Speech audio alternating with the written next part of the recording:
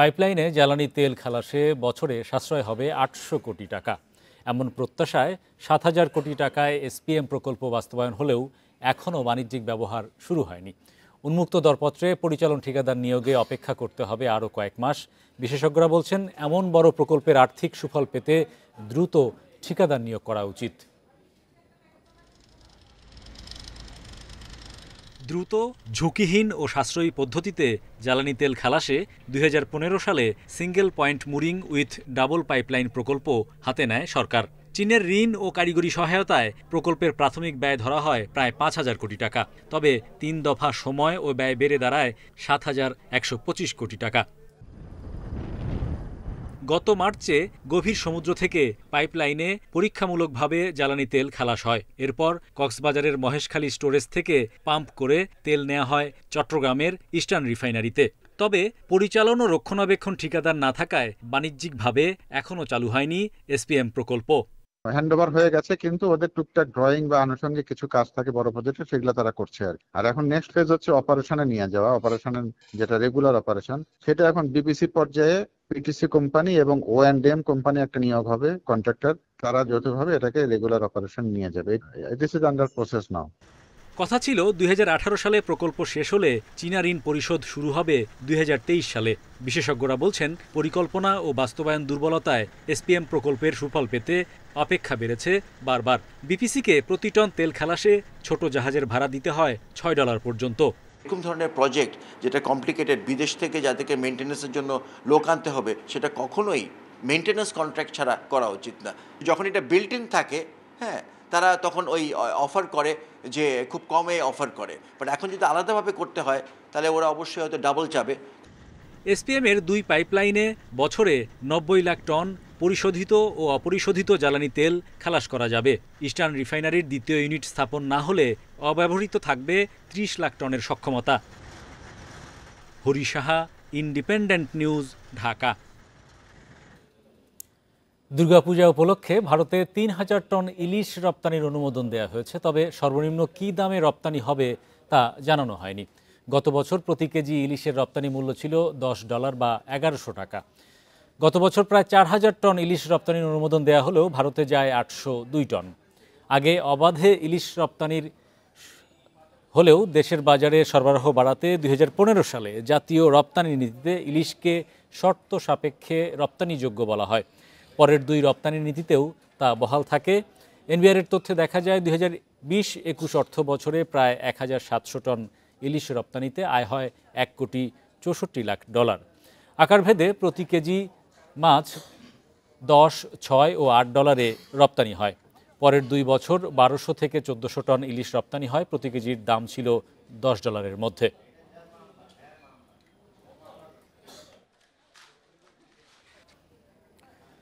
এদিকে মৎস্য ও প্রাণী সম্পদ মন্ত্রণালয়ের আপত্তি থাকলেও ভারতে ইলিশ রপ্তানির অনুমতি দিয়েছে বাণিজ্য মন্ত্রণালয়।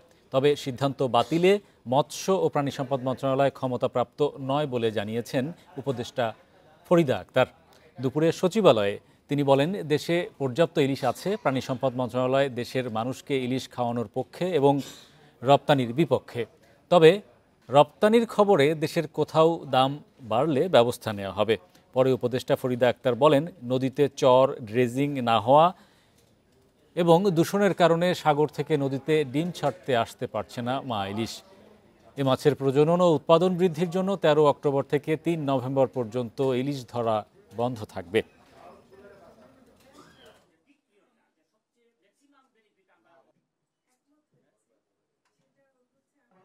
ভারতের যারা মৎস্য ব্যবসায়ী এবং বাংলাদেশের মৎস্য ব্যবসায়ী, তারা একটা অনুরোধের প্রেক্ষিতে এটা বাণিজ্য মন্ত্রণালয় দিয়েছে। এর সাথে মৎস্য ও প্রাণী সম্পদ মন্ত্রণালয়ের কোনো সম্পর্ক নেই। আমাদের এখনো সেই কমিটমেন্টটা আগের মতোই আছে যে আমরা বাংলাদেশের মানুষের জন্য ইলিশ যেন প্রাপ্যতা নিশ্চিত করতে পারি। মুরগি আর ডিমের দাম বেঁধে দেওয়া হয়েছে ১ সপ্তাহ আগে, কিন্তু মানছে না কেউ। তবু বাজারে কোনো তদারকি নেই। প্রাণী সম্পদ অধিদপ্তরের দায়সারা জবাব, দেখভালের দায়িত্ব বাণিজ্য মন্ত্রণালয়ের। খামারিদের অভিযোগ, কর্পোরেট প্রতিষ্ঠানের দিকে কারো নজর নেই। তাদের বিরুদ্ধে ব্যবস্থা নিতে ১৫ দিনের আলটিমেটাম দিয়েছে ব্যবসায়ীরা। 15 সেপ্টেম্বর ডিম ও মুরগির দাম ঠিক করে দেয়া হয়েছে। প্রতি ডজন ডিম বিক্রি করতে হবে 143 টাকায়, আর ব্রয়লার মুরগির কেজি 180 টাকা। কিন্তু বাজারে ডিম কিনতে হচ্ছে 160 টাকায়। ব্রয়লার মুরগিও বিক্রি হচ্ছে বেশি দামে। আগে যেমন 10,000 টাকা বেতন পাইছি, তো সব কিনাকাটাও দেখা গেল কিছু রয়েছে। এখন মনে করেন 10,000 টাকা বেতনে কিছু হয় না। দাম বেঁধে দিয়েই যেন কাজ শেষ সরকারের। বেশি দামে বিক্রি করেও চাপে পড়তে হচ্ছে না ব্যবসায়ীকে। প্রাণী সম্পদ অধিদপ্তরের দাবি, দাম ঠিক করা ও বাজার নিয়ন্ত্রণের দায়িত্ব কৃষি বিপণনের। কৃষি বিপণন অধিদপ্তর সেটা দেখবে যে আপনারা তাদের সাথে কথা বলতে পারেন। তবে আমি যতটুকু জানি সকল পক্ষের সাথে কথা বলেই দাম নির্ধারণ করার কথা। আর বাকিটুকু আপনি কৃষি বিপণন অধিদপ্তর, তার মূল্যটা নির্ধারণ করার ম্যান্ডেট তাদের, ওরা করে। আমরা শুধু উৎপাদন। খামারিদের অভিযোগ, প্রাণী সম্পদ অধিদপ্তর ও কর্পোরেট প্রতিষ্ঠানগুলোর যোগসাযোগে বাজার অস্থিতিশীল হচ্ছে। তাদের উল্টো আলটিমেটাম, পোল্ট্রি ফিডের দাম না কমালে খামার বন্ধ করে দেয়া হবে। আলটিমেটামটা হলো কর্পোরেট কোম্পানির সিন্ডিকেট ভাঙতে হবে, এবং যাদের বিরুদ্ধে বাজার সিন্ডিকেটের মামলা আছে এই মামলাগুলো তাদেরকে করতে হবে, জবাবদিহি করতে হবে। সরকারি হিসাবে গত 1 বছরে ডিমের দাম বেড়েছে 10% বেশি। Shahid Ahmed, independent news, Dhaka. গাজীপুরের 3টি পোশাক কারখানায় হাজিরা বোনাস বৃদ্ধির দাবিতে সড়ক অবরোধ করে বিক্ষোভ করেন শ্রমিকরা। এতে ঢাকা, ময়মনসিংহ ও ঢাকা টাঙ্গাইল মহাসড়কে তীব্র যানজটের সৃষ্টি হয়। স্থানীয়রা জানায়, বাঘের বাজার এলাকায় বিভিন্ন সময় হাজিরা বোনাস বাড়ানোর দাবি জানিয়ে আসছিলেন মণ্ডল ইন্টিমেটস লিমিটেডের শ্রমিকরা।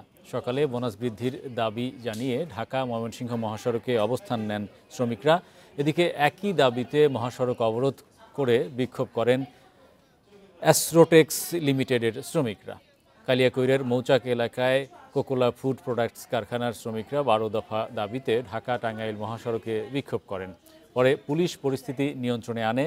এদিকে আশুলিয়ায় সকাল থেকে সব কারখানায় কাজে যোগ দেন শ্রমিকরা। তবে 15টি কারখানায় শ্রম আইনে ও 4টিতে সাধারণ ছুটি রয়েছে।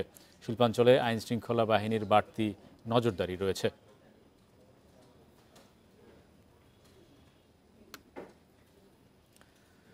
বাংলাদেশ শিগগিরই নেপাল থেকে জলবিদ্যুৎ আমদানি করবে। এজন্য ত্রিপক্ষীয় চুক্তি স্বাক্ষর করতে যাচ্ছে। নেপালের বিদ্যুৎ আসবে ভারতের সঞ্চালন লাইন দিয়ে। এই বিদ্যুৎ আমদানি করতে অন্তর্বর্তীকালীন সরকারের একটি প্রতিনিধি দল নেপাল সফর করবে। বিদ্যুৎ, জ্বালানি ও খনিজ সম্পদ উপদেষ্টা মোহাম্মদ ফাউজুল কবির খান এ তথ্য জানিয়েছেন। রাজধানীতে একটি হোটেলে নেপালের জাতীয় ও সংবিধান দিবস উপলক্ষে আয়োজিত অনুষ্ঠানে তিনি জানান, নেপাল থেকে বিদ্যুৎ আনতে হবে, সব প্রস্তুতি নেওয়া হচ্ছে। ইতিমধ্যে বিদ্যুৎ আমদানির বিষয়ে ভারত, বাংলাদেশ ও নেপাল 6 বছর আগে সমঝোতা স্মারক সই হয়েছিল।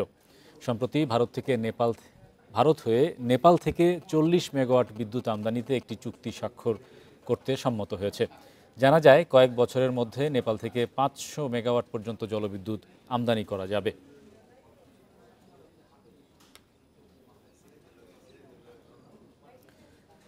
মোবাইল আর্থিক সেবাদাতা নগদকে আরও শক্তিশালী করতে দেশি বিদেশি বিনিয়োগ খোঁজা হচ্ছে বলে জানিয়েছেন প্রতিষ্ঠানটির নতুন চেয়ারম্যান KS মুর্শিদ।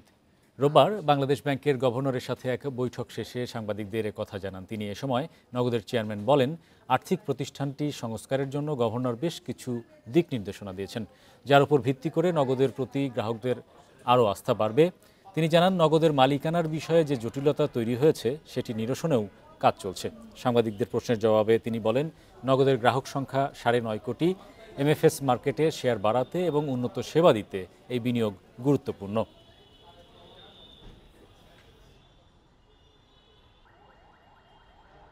নগদকে একটা যে জায়গায় নিয়ে যেতে চাই, সেটা হচ্ছে যে এখানে নতুন আরও ভালো প্রযুক্তি লাগবে, নতুন বিনিয়োগ লাগবে, এবং সেগুলো করতে হলে আমাদেরকে নিজেদের ঘরটা একটু গুছিয়ে নিতে হবে। হ্যাঁ, কারণ এমনি তো আর বিনিয়োগ আসে না।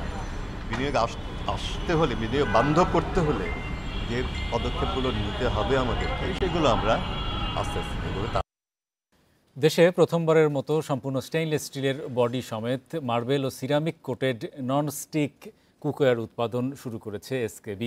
শনিবার রাজধানীর প্যান প্যাসিফিক সোনারগাঁও হোটেলে পণ্যটির উদ্বোধনী অনুষ্ঠানের আয়োজন করা হয়। অনুষ্ঠানে সঞ্চালনা করেন হেড অব ব্র্যান্ড মার্কেটিং উজ্জ্বল আহমেদ। এছাড়া অনুষ্ঠানে উপস্থিত ছিলেন প্রতিষ্ঠানের চেয়ারম্যান মোহাম্মদ সাইফুর রহমান, ব্যবস্থাপনা পরিচালক আবু খালেদ ভূঁইয়া সহ ঊর্ধ্বতন কর্মকর্তারা।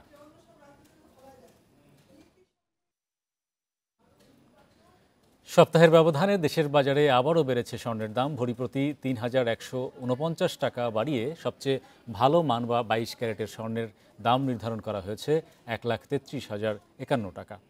শনিবার বাংলাদেশ জুয়েলার্স অ্যাসোসিয়েশন বাজুসের এক সংবাদ বিজ্ঞপ্তিতে এ তথ্য জানানো হয়। বিজ্ঞপ্তিতে বলা হয়, নতুন দাম অনুযায়ী 21 ক্যারেটের প্রতি ভরি স্বর্ণের দাম ১,২৬,৯৯৮ টাকা, 18 ক্যারেটের ভরি ১,০৮,৮৬০ টাকা নির্ধারণ করা হয়। এছাড়া সনাতনী প্রতি ভরি স্বর্ণের দাম ৮৯,২১৮ টাকা নির্ধারণ করা হয়। রোববার থেকে সোনার এই নতুন দাম কার্যকর হয়েছে বাজারে।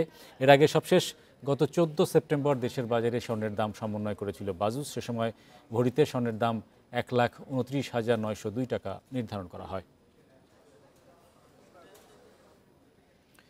পুঁজিবাজারকে শক্তিশালী করতে নজরদারি ও তদারকি ব্যবস্থার উন্নতি করতে চায় Bangladesh securities and exchange commission BSEC. রোববার রাজধানীর আগারগাঁওয়ে সিকিউরিটিজ কমিশন ভবনে বিশ্বব্যাংকের প্রতিনিধিদের সঙ্গে বৈঠক শেষে একথা জানান বিএসইসির চেয়ারম্যান খন্দকার রাশেদ মাকসুদ। তিনি বলেন, নজরদারি করার জন্য বর্তমান সফটওয়্যারটি অত্যন্ত দুর্বল। ২০১২ সালের পর তা আর আপডেটও করা হয়নি।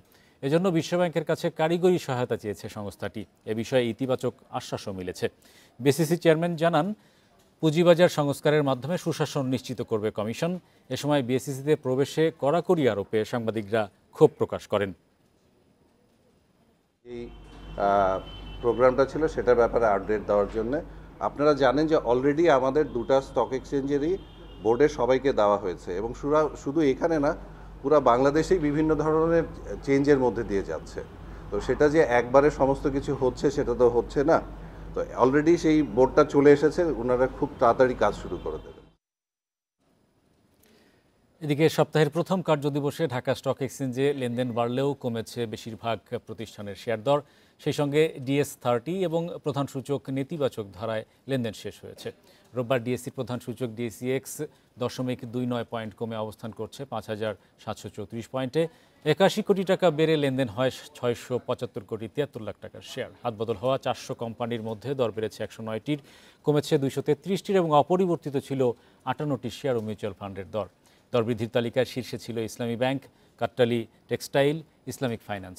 অন্যদিকে চট্টগ্রাম স্টক এক্সচেঞ্জের সার্বিক সূচক কমেছে ৩ পয়েন্ট, লেনদেন হয় ১৭ কোটি ৮৬ লাখ টাকার শেয়ার।